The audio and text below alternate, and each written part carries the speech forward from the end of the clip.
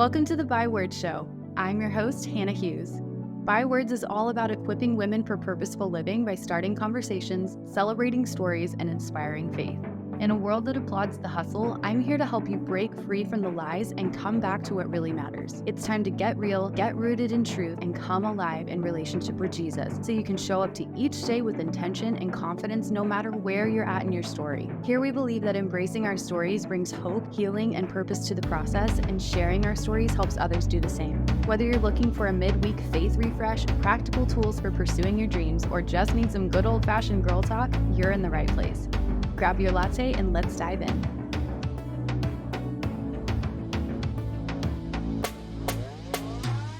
Hello, everybody. Welcome back to another episode of the Bywords Show. I'm so glad you're here. Today is the day, you guys, and you're in for a treat because I have my sweet friend Dani Crews with us today. And she is just truly a treasure. Like, I met her earlier this year, and already, like, the impact that she's had on my life, the things that I've learned from her, she's just a gem. So I'm so excited for you guys to hear from her today. We're going to talk about calling, and she's going to share some of her journey. But first of all, Dani, thank you so much for being here. Yes, I'm so excited to be here. Thanks, Hannah. Absolutely. Well, we're going to get into this conversation, and I can't wait for you to just unpack some of your story and the things that you've learned. But before we do, I have to Yes. ask you our little icebreaker question that we ask all the time. So it's an easy one, just a little warm up. Okay. So what's filling your cup lately? Literally, what's in your cup? Like, do you have any fun drinks that you like? Or what's filling your cup figuratively? Oh, I would say I am just your average basic white girl when it comes to fall time. So all of the pumpkin drinks are filling my cup right now, Yeah. literally speaking. And then I would say, in a deeper sense, what is filling my cup is just good time with friends right now. There's a lot in life going on, and that happens for all of us. But just those moments I get in good conversations with friends have been really sweet lately. Oh, I love that so much. It's just been so fun watching you and like watching your journey unfold. Like I said, in the short time that I've known you, you guys, Dani just has this incredible story, and like her faithfulness to the Lord, her willingness to say yes, like no matter what it looks like. It's just really amazing to witness. So I'm so excited for you to just share some of your journey today. We're going to be talking about calling, and I'd love to know, like, as we're opening this up, what do you think of when you think of this concept of calling? And then throughout your journey, like, how has that kind of shifted through different seasons? Yeah, absolutely. Well, I can start more with how it began, Yeah.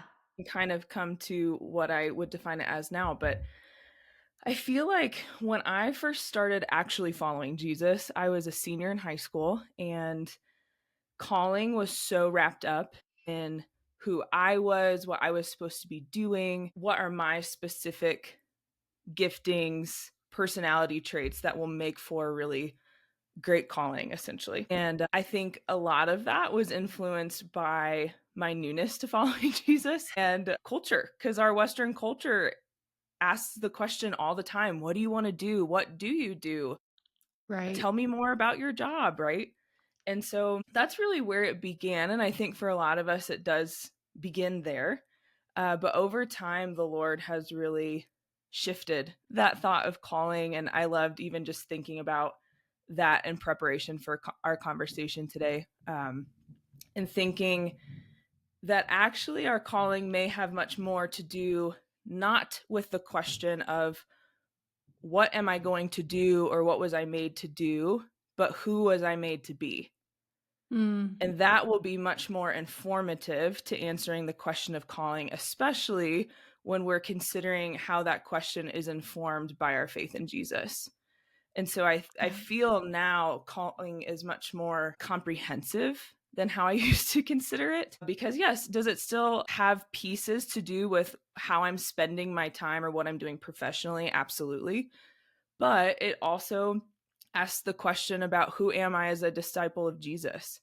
Who Yeah. am I as a friend, as a wife, as the list goes on, right, for these roles in our lives? And Yeah. so, um, yeah, I really think it has grown over the years, to include those things as well. Yeah. Well, I love that. And I love that you pointed out the culture piece as well, because I feel like that's been a big part of my story as well. Even as someone who grew up in a Christian home, I did. And I had this big idea of purpose is like, oh, that one thing that you're called to, like your calling is like Mhm. the one path for your life. And it's your career path and like the people you reach and like what you're going to do and this great impact and the meaning of your life, you know? And it was so big and lofty. And Mhm. it felt like this thing that you have to figure out by the time you graduate high school so that the rest of your life is just walking this path. Right. Yes. And then, of course, you get there and you get to college, your early 20s, you start getting older and you realize, "Oh, like, this isn't as clear cut as I once thought it was." Like, it's not so much of a formula like I thought Yeah. it was. Like, "Oh, if I do this, this, and this, God's gonna do this, this, and this, and it's gonna be this beautiful testimony, and we're never gonna have struggles or whatever." And then, like I've come up against seasons in my life where it's hard, with mental health or things just aren't working out. And I'm like, I thought this was the thing. It's like, Mm. what do I do now? Like, and I know in your journey as well, you've had moments where God has nudged you to pivot. So like, Yes. what do we do with that? If we have this idea that our calling is this one thing forever, all of our life, Mhm. and then we come into like a career or something happens in our life, or just we have this season where now things aren't what we thought they would be, or God's asking us to pivot. Like, how do we navigate that? And like, what does that look like in your life? Yeah, I think two really different examples come to mind as I think about pivoting. And they're not as nice and pretty as you would like to necessarily experience or share, but that is also just real life with the Lord. I Right. think a first big example was when I was in outreach ministry for quite a while, and I was doing that single, and then I was still doing that once I got married. And there was a point, I think it was a year or so into marriage, and things had kind of started taking off for me in this ministry and Mm. professionally speaking, right? But I was pouring so much of my energy and my time into that ministry, and I was giving my husband the leftovers essentially. Mm. And he tried to communicate that to me actually for several months, and I would not receive it. I would say things to him like, "Why do I have to apologize for my job and how it's different?" And Mm. I was so defensive, and I was honestly, pieces of it were, this is my calling. This is what I'm supposed to be pouring my energy and my time into. And it wasn't until I was more deeply confronted by the Lord where I said, "Oh my gosh, like this is not the woman, this is not the wife, this is not the human being that I want to be, where Mm. my person is just like vouching for my time and attention, and I'm denying that because I am so caught up in this one definition of calling, this place where I'm finding a lot of my value, honestly." And Yeah. so that first pivot experience was going, "Okay, Dani, great. This outreach ministry has been a big part of your life. It is a good thing inherently, but how you are treating it in the context of the other roles that the Lord has brought into your life is not helpful or healthy or appropriate." Mm. And so that was a first large pivot moment of I need to Yeah. shift my time around. And then the second big one was more of that professional career shift once I left that ministry. Um, and it was for no bad reason. I still love them and am so grateful to continue supporting that ministry in different ways. But the Lord had just kind of started stirring my heart with other ideas, with other giftings. And at that same time, there were some really key folks in my life who were speaking into, "Hey, Dani, we see this in you, or we see this gift in you." And a Mm. lot of what folks were saying lined up around teaching, speaking, discipleship. And Yeah. so that got me thinking, okay, how could I kind of hone in on these gifts, and what could that look like in a different professional sense? And so that was a journey that was like probably close to 2 years of a discerning process of, am I supposed to step away? Is it realistic to step away? I still need to support myself slash our family financially. Is that feasible with doing Mm. something different from a standard job? Could I really go out and be an entrepreneur and start this new thing? And uh, I could unpack that for you for a long time. But that was definitely another big pivot moment when it came to calling and just kind of expanding this idea of who the Lord is creating me to be and how he wants me to offer those things. Yeah, absolutely. Well, I appreciate you being so open and real about that because Yeah. it's so hard in those moments where I feel like, at least for me, I've had these moments in my life where I'm like, this is the thing. I'm Mhm. doing it. And then you start to feel a shift and you're like, how do I let this thing go? Like, I thought this was it. Like, it's scary to think about shifting. It's scary to think about surrendering something. It's scary to think about starting something new, like taking that step of faith.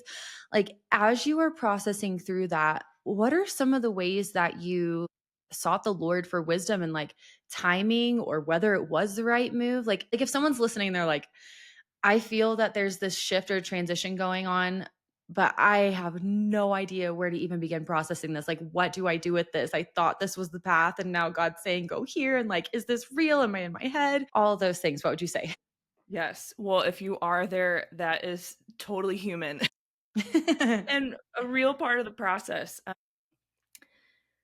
Because it's so easy, like you said, for us to get in our heads and to question, okay, are these my thoughts? Are these just things that I'm wanting for myself? Is this what Yeah. culture is telling me, right?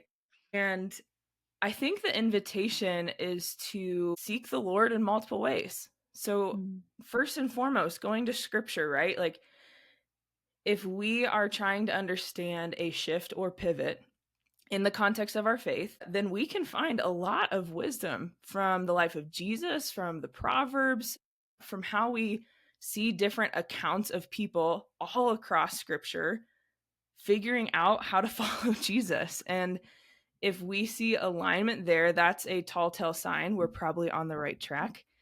But then I think as human beings, we want that really specific, confirmation. Lord, are you for sure telling me this right?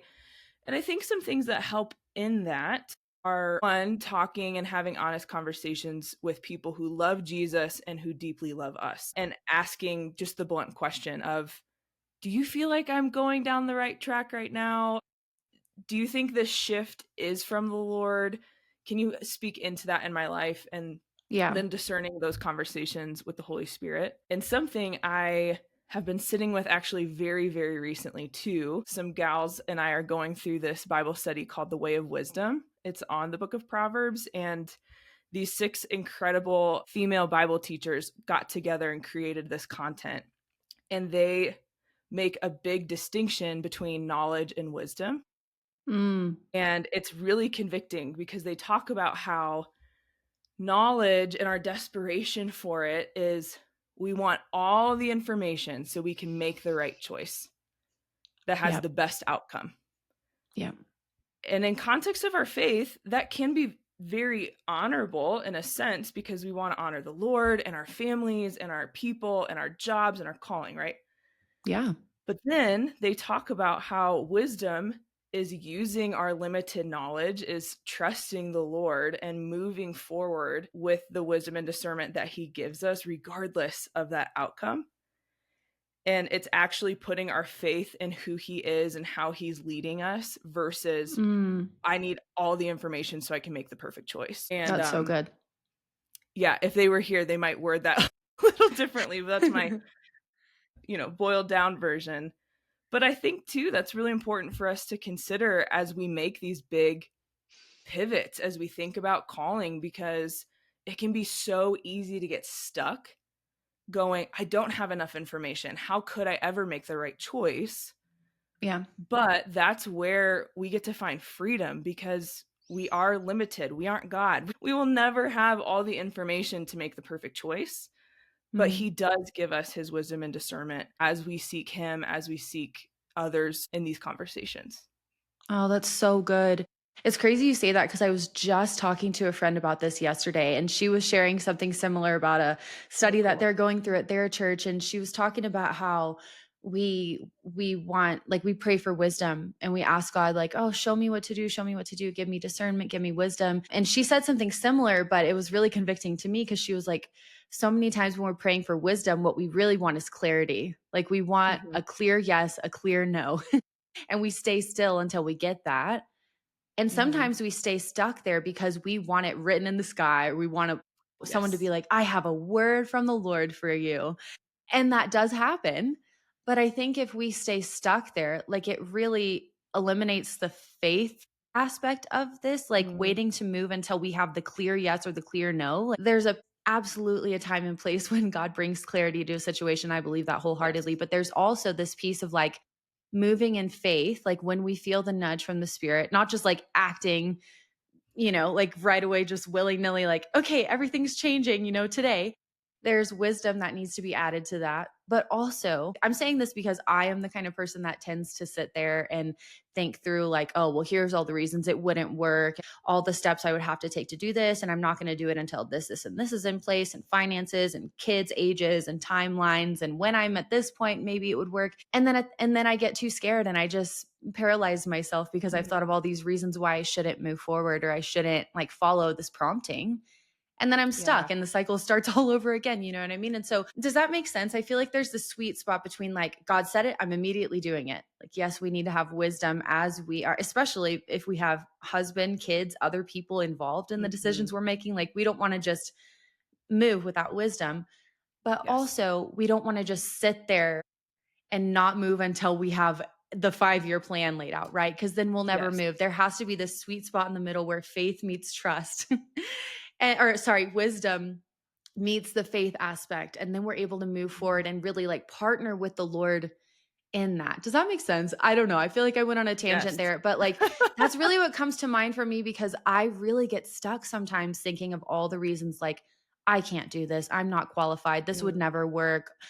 And then we just get stuck there. Like, have you ever been in a season like that where you're on one side where it's like, we just have to move, like, it doesn't matter, like, all the pieces, we're just going to go, or this doesn't make sense. I could never do this. And then listing all the reasons why you shouldn't. Like, how do we find that sweet spot in the middle where we are being wise, but we're also being willing to take a step forward when we don't have the whole blueprint yet?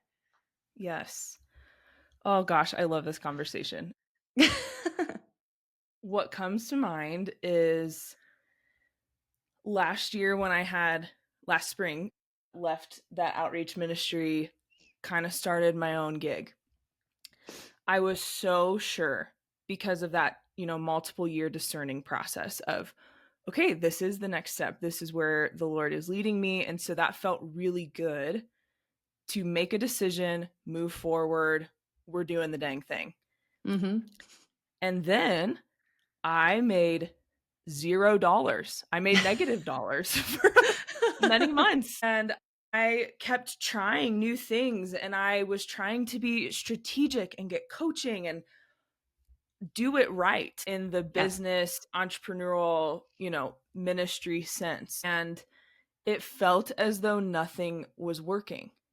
And Mm. so here I was going, okay, Lord, wait, it seems like you did give me the clear yes. So I don't understand why nothing seems to be coming together. Yeah.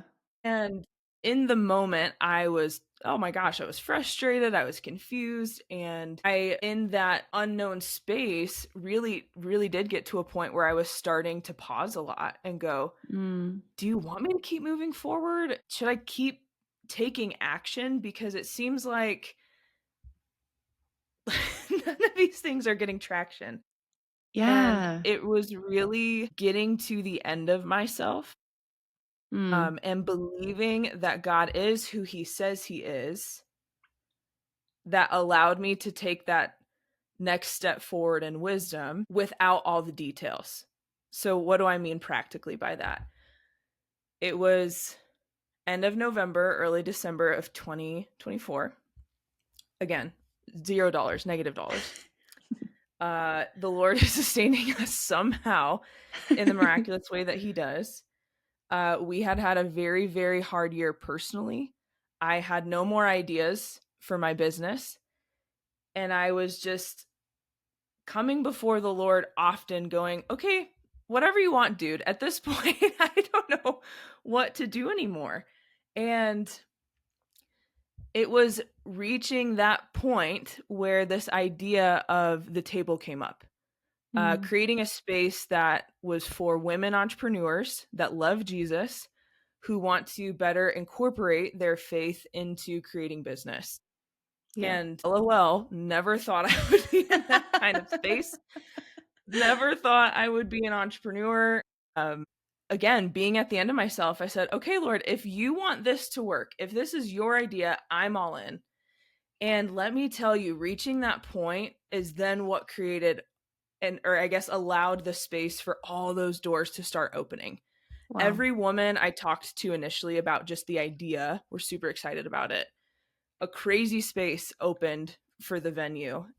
Um, I, in January of 25, sent out a PDF to some friends and talked about it a little bit on social media. In that first gathering, we had 67 women show up. Mm. And it was all the Lord. I didn't Yeah. know what the heck I was doing. I didn't know most of the women in the room. And that beautiful outcome was able to happen because the Lord was, He was in it. He was leading it. He was directing it. And I finally got out of the way.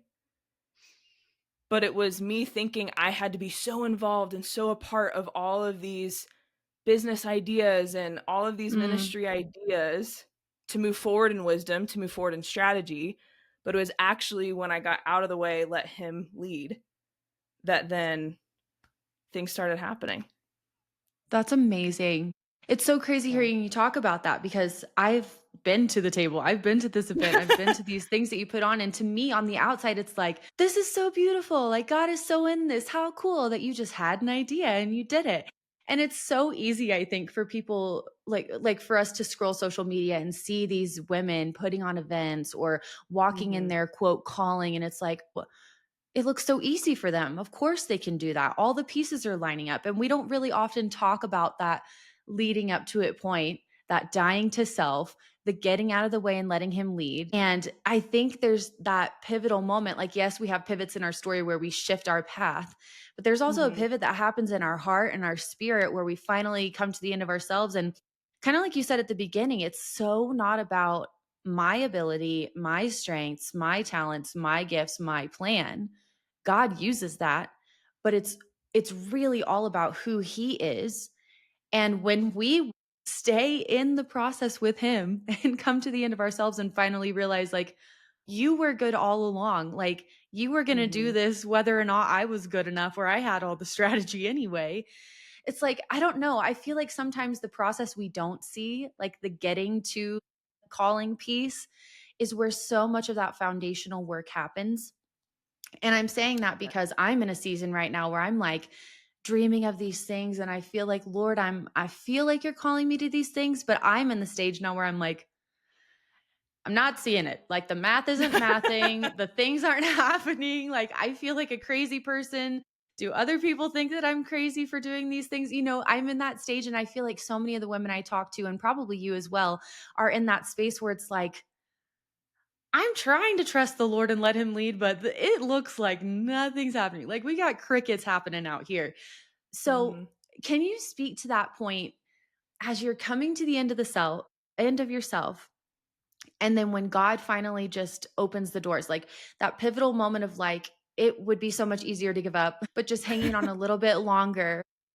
And then it's not like, oh, I get to this point and then God magically opens all the doors.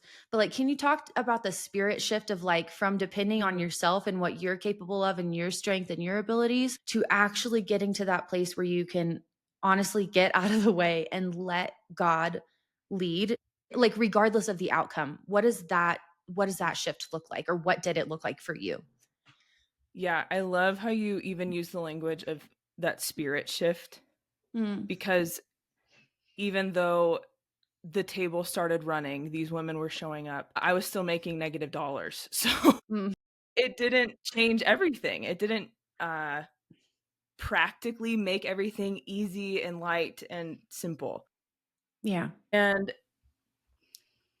to get to the place of the end of yourself in life, in calling, in the different roles that we carry.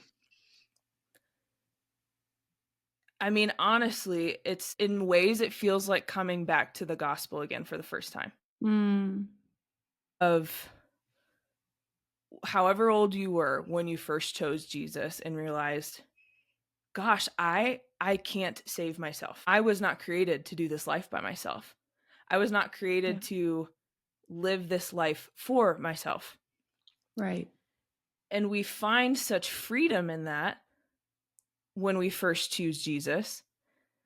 But then as we follow him and we turn into these, opinionated adults, then we have thoughts about, well, I would still like for my life to look this way and to Right. have these outcomes. And we almost see following Jesus as uh, detriment or Mm. foolishness in adult life, even when we're followers of Jesus. And I think to succinctly put that answer to your question, it's about finding the freedom again, Mm. which is Yeah. really hard. And it is Yeah. really countercultural because, especially when you come to the professional world and you're talking about this, traditional coaching, which let me just say, I've had some awesome, awesome coaching in my business time and experience, and it has been helpful. So I'm not saying throw it all out the window, but there's certain elements of that weren't necessarily in alignment with what the Lord was asking me to do, or Yeah. in the timeline, or in the capacity. And when we find that freedom of surrendering ourselves and actually following God again, which we need to do all the time, it is this choice to go, all right, I'm going to define success differently. I'm going to understand safety and sustainability for my family differently. I'm going to understand calling differently. It's just this rewriting of everything.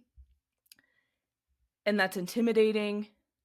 Again, it's countercultural, but it is the most free thing we can ever do. Mm. And so, again, if that's kind of the principle, what did that look like practically for my story? I, in reaching the end of myself, said, well, you've been sustaining us somehow through this time of one income from Andrew, my husband, and have continued to keep the grace on this somehow, even though it feels like it's not working. So great, let's do whatever you want to do. And that shift in spirit was really just taking my hands off fully Mm. and detaching myself from, again, the wisdom, the human wisdom I was being told. And even honestly, Hannah, this is a really big piece of it for my story. It was detaching from my ideas of fiscal responsibility Mm. and what that had to look like, and investing, and what being wise in your household looks like, and what being wise with a job looks like, because those things were truly holding me back from just going, okay, Lord, do whatever you want. And obviously, there's nuance to this conversation. We do want Yeah. to be responsible followers of Jesus as we live our lives practically. But if we are so stuck with our own definitions of those things, we won't create space to listen. And he ultimately has the better way. I'm convinced. Yep. Absolutely. It's definitely the narrow path. Like you get to Yes. those moments and you're like, uh-huh, yeah, I could see that because none of this makes sense to my human brain. Like none of this is my physical sight like makes sense. But Lord, I'm going to trust you because you're good. Mhm. And I think it's just so sweet when you talk about freedom because I think so many of us, especially in American Christianity, have this idea that maturing is being more and more independent, doing more and Mm. more, being more productive, taking more on, doing more, accomplishing more. And that's like the ultimate, like, yes, I've made it. But like, it's so backwards how in the faith lens, like in the kingdom, maturing in Christ is becoming more childlike. It's like this backwards thing of learning to depend on him more and more and more. And while at first that's scary, because like I'm an independent gal, I don't mind going out and doing the thing. You know what I mean? And I catch myself more and more often now realizing, oh, I've gone off on my own again. And I am Like, of course I'm frustrated when things aren't working out. Of course I'm feeling overwhelmed. Of course I'm feeling burnt out. I'm like Mhm. striving and hustling and I'm trying so hard to arrive at this place where everything makes sense and I'm living in my calling. And then we have those moments as well where, like you mentioned in the beginning, that idea of we don't want operating in our calling to ever be at the detriment of our family or Mhm. any other relationship in our life. Like, I never want my kids to dread me doing the work God has called me to because I've made it so Yes. everything to me. You know what I mean? Like, that's so not the point. But I think our culture really has this concept of success that's very much about doing more, taking on more, accomplishing more, having more. And it can be hard at first when you're Yeah. walking with Jesus and you're coming back to that place of like, less is more and learning to depend on his strength instead of our own understanding. Like, sometimes it doesn't make sense. Like, to the outside, it may be like, what in the world is she doing? Like, it would make so much more sense for you to stay in the career or to keep your kids in school Mhm. instead of homeschooling or to stay in this town and church where everything is established instead of moving. Like, whatever the decision is or the pivot or the shift that you feel God is calling you to do, like sometimes it just doesn't make sense on the outside. But Yes. when we come to the end of ourselves and we have that moment where we're able to just say, "Okay, Lord, do what you want to do." It really is freeing because then it's on him to take care of us, Yes. right? Like, we have to put our security back in him like you said. So I love everything you're saying. I would love to know if there's a woman like wrestling in a waiting season right now. And she's Mm. like, "Okay, I feel called to this thing and I am like making the daily steps." And maybe she's in the deficit right now where she's like, "I'm making $0 and it's really tempting to give up." Or like maybe Mhm. I'm doubting God. Like, did I hear him right? Like, when we're in a season like that where it's like, did I hear you right, God? How would you like, do you have any advice or wisdom for how to approach those kinds of things where it's like, okay, I took a step, but was this totally wrong? Like, what am I doing? Do I stay in it Yes, or do yes. I need to like reevaluate? Does that make sense? Absolutely. So, around that same season I'm talking about where there was the big shift and, uh, I had s it felt like I had all these unknowns and was trying to move forward with the Lord, but what are you actually doing? Even though things started happening, I would still at the same time qualify that space as a space of waiting because Mm. I was waiting to see what he was gonna do. I was waiting to see how he was going to lead, uh, the table or other elements of my business at the time. And I wrote this down. I have a little board right next to my computer. You know how at the beginning of the year we do those fun dream boards or the vision boards for Yeah. 2025 or whatever? So I wrote down to believe that the unknown with him is actually the safest place I could find myself. Wow. And that hit so deep for work, for dreams, for the life, the way our life looked at that moment. And so, what I would invite the woman in waiting to do or to think about is to reframe with the Lord. What if this space is less about me being stalled or just sitting around or being unproductive until you do something, God? What if it's less of that and more of, gosh, I don't know what's going on. I don't know what the next step will be, but actually, with you in this position of unknowns, I am far safer than any good result. I am far safer than any position without you. Mm. And I think that can really ground us in our lives, in our walks with the Lord. Like you're saying, returning to Christ over and over, being more mature in our relationships with Him is becoming like a child. And there's so much simplicity to that. I love John 15 when Jesus just gives us all the language about abiding. And it's so simple and straightforward in ways of be with Him, be connected to Him. And so in those waiting seasons, it is, gosh, it's so easy. It's so tempting. I've done it many times to just sit there and long for it to be over. Yeah.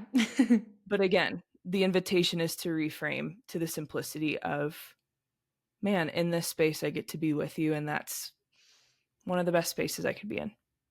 I love that language. And I think, I'm sure you can relate to this, excuse me, but we've both been in similar seasons of waiting through miscarriages and Hmm. things like that. And while I don't think that was God's will or whatever, like, I don't think Totally.